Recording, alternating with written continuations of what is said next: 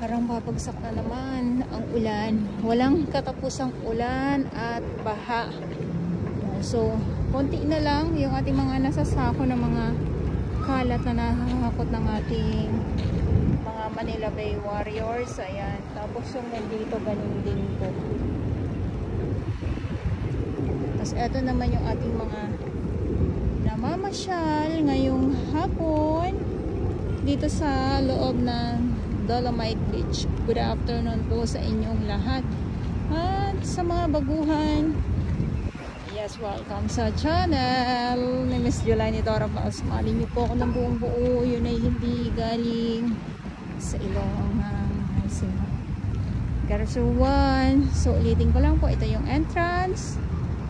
Ito naman po yung ating banyo na hindi pa po siya bukas sa publiko, pero meron po tayong portalet sa mga nagtatanong, at yung ating mga banyaga, yung ating mga dayuhan na nandito ngayon sa loob ng Dolomite Beach. Siyempre halo pa din po yung ating mga bisita, araw-araw naman po yan. Pero na lang kung hindi po sarado ang ating Dolomite Beach, lalo na kasi pag yung bagyo tapos tambak yung iniwan ng mga kalat, kailangan pong linisin. So wala pong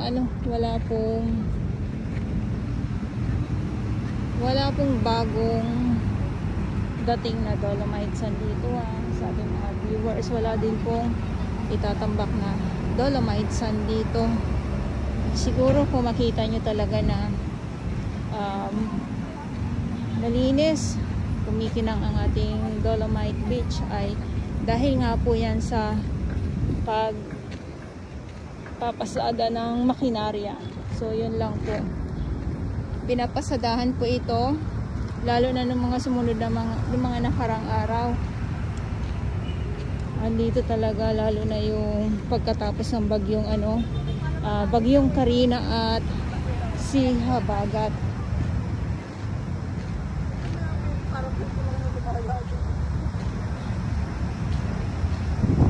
So dito po na tayo ng panandalian. Matitibay ang ating mga nyog, at ito nga po yung ating mga binabasa nila, yung nakalagay dito sa dambuhalang bato.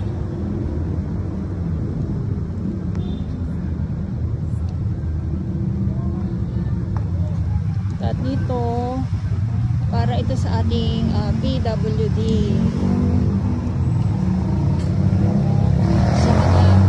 sa mga hindi po nakakaalam.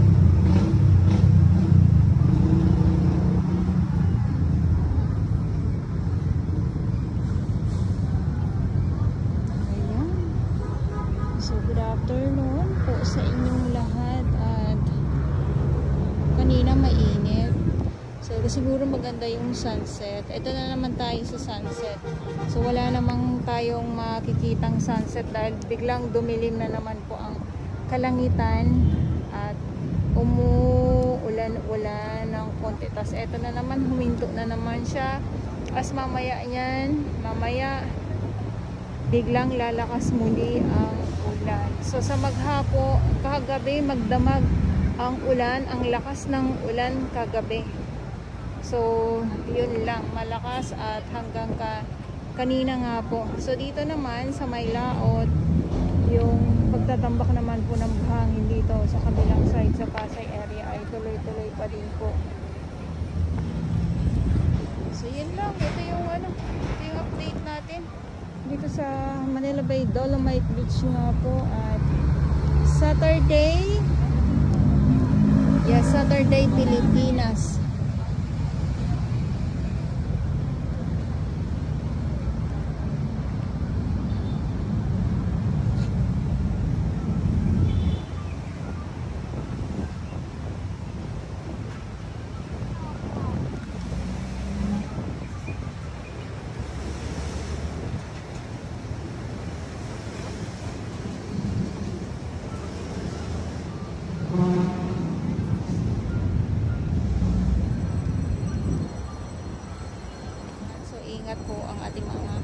kababayan, lalong-lalo na dito sa Pilipinas. At isa na naman ay ito na naman, panay ang ulan-ulan na naman, tapos baha na naman po.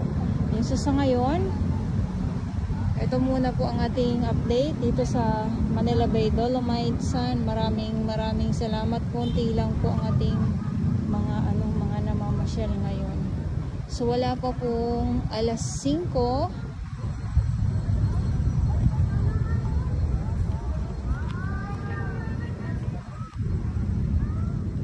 4:23 ng hapon pa lang po. Sabi ko nga ay wala pa po alas 5 ng hapon. Kaya alam niyo po, mas maganda yung yung mas madami para mas marami din tayong nakukuha na namamasyal dito sa loob ng Dolomite Beach nga po. At ito yung ating so yung ating mga namamasyal yan sila. Ito yung kasing entrance. Syempre, usaping Dolomite Sun, nandito pa din po ang ating mga Manila Bay Warriors, ang ating Estero Rangers ng DNR, MMDA, at ang ating DPS Mandaragat doon naman po sa Manila Yacht Club, at ang ating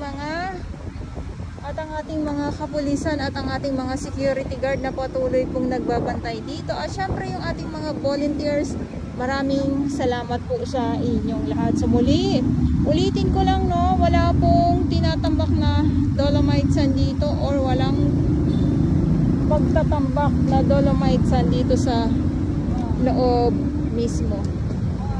Kung mayroon, ako po, makikita nyo po yung yung mga barge na may mga dalang Dolomite Sun po, at ibabalita po agad yan sa mga media. Yan. So ngayon kasi hinahanap ko din po yung Dolomite Sun. Pero wala akong makita.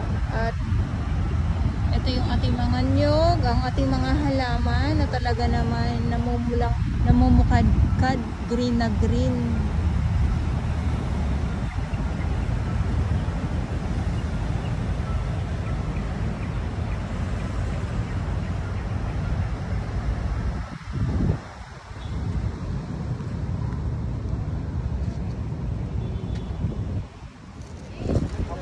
Silakan tayo dito. Yung iba sabat. Picture ng buong pamilya.